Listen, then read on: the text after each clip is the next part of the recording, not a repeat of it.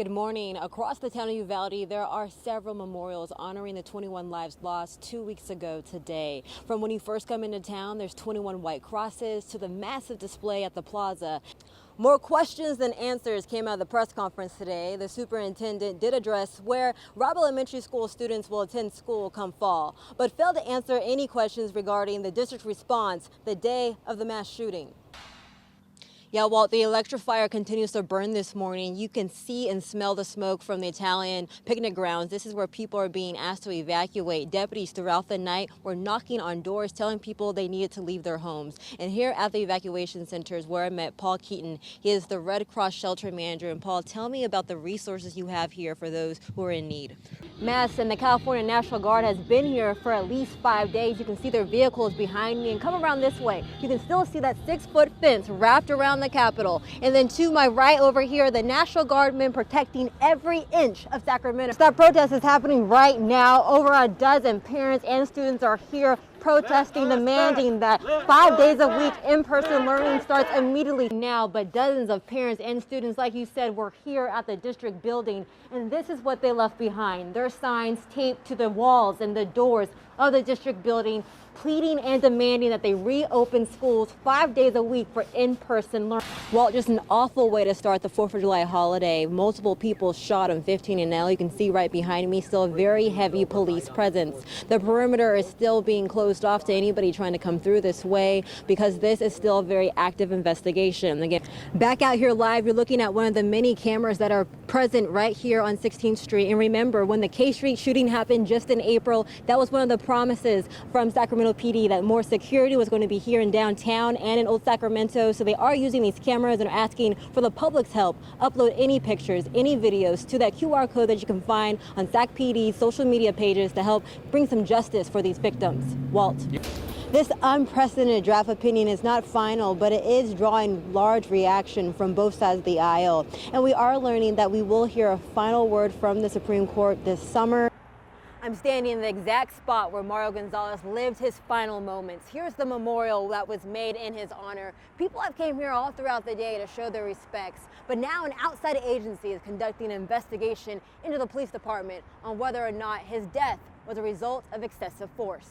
It's the busiest time of the year for air travel. I'm here at Sacramento International Airport, where people are gearing up and getting ready to see their family this holiday season. I spoke with people, though, who are concerned about the Omicron variant spreading so quickly, not just through our state, but across the country. More questions than answers came out of the press conference today. The superintendent did address where Robb Elementary School students will attend school come fall, but failed to answer any questions regarding the district's response the day of the mass shooting. I'll take the mic now. Should I ask it from? When Uvalde Consolidated Independent School District Superintendent Dr. Hal Harrell and Anne Marie Espinoza, Director of Communications, were asked about who gave them the information that led to the sending of this text message to parents the day of the shooting, saying students were safe in the building, district members refused to comment. And when Dr. Harrell was asked if he trusts the police chief to handle responses, that falls in line with some personnel, and I'm not going to comment. If no one's going to speak about it, then what are we here for? Cops are cowards. That was the statement Gabby H., mother of a Uvalde school student, said after listening in to the press conference, angry with the lack of transparency from the district. We need new cops in this city. We need to get rid of the cops that were supposedly doing their job, and they didn't even do their job. Dr. Harrell did address where Robb Elementary students will go come fall. Flores Elementary will be home to grades 3 through 6.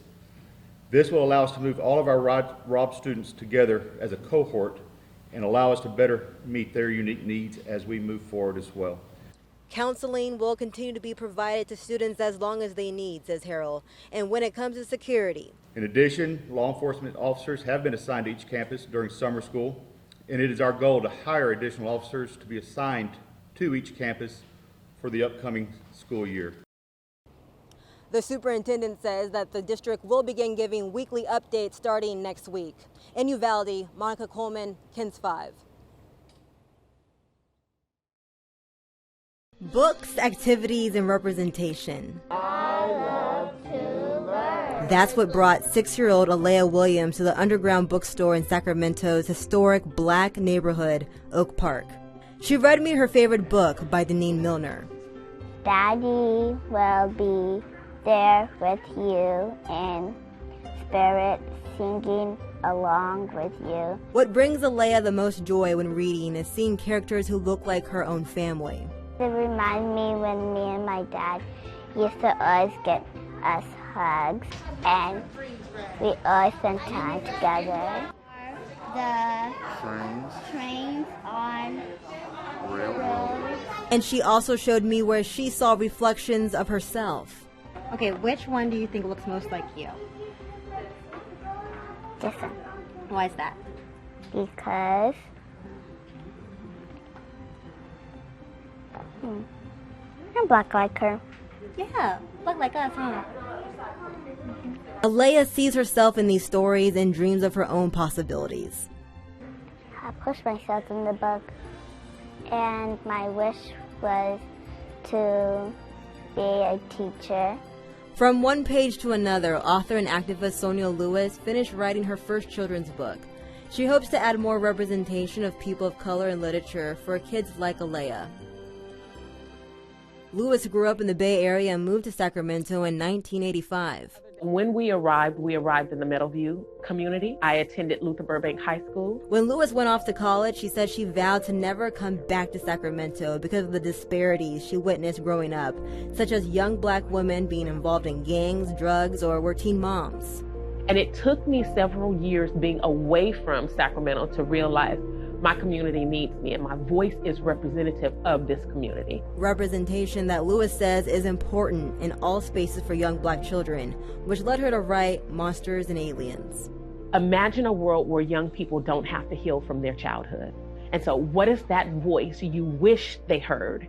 What is that thing that you experienced that you wish you could have spoke, right? But you were scared to. And so that's Monsters and Aliens. The book is written from the perspective of Lewis at 7 years old and her struggles with understanding the awful injustice of black people in America. Lewis recalls when her cousin was gunned down by police. He was literally walking away in the middle of the street in his underwear. No weapon, but because he was defiant and not paying attention, he was shot in the back. And so listening to that as a young child, I think I internalized those things. And I was like, we had just had a lesson on the Statue of Liberty. And my teacher said something about liberty is like the freedom to live and the freedom to choose. And I was like, well, then killing cousin Carl wasn't liberty. With photos of Lewis's childhood sealed on the cover, she hopes her book continues the conversation about why all types of representation is necessary. I'm just saying that representation makes a kid say that there are endless possibilities. I am smart.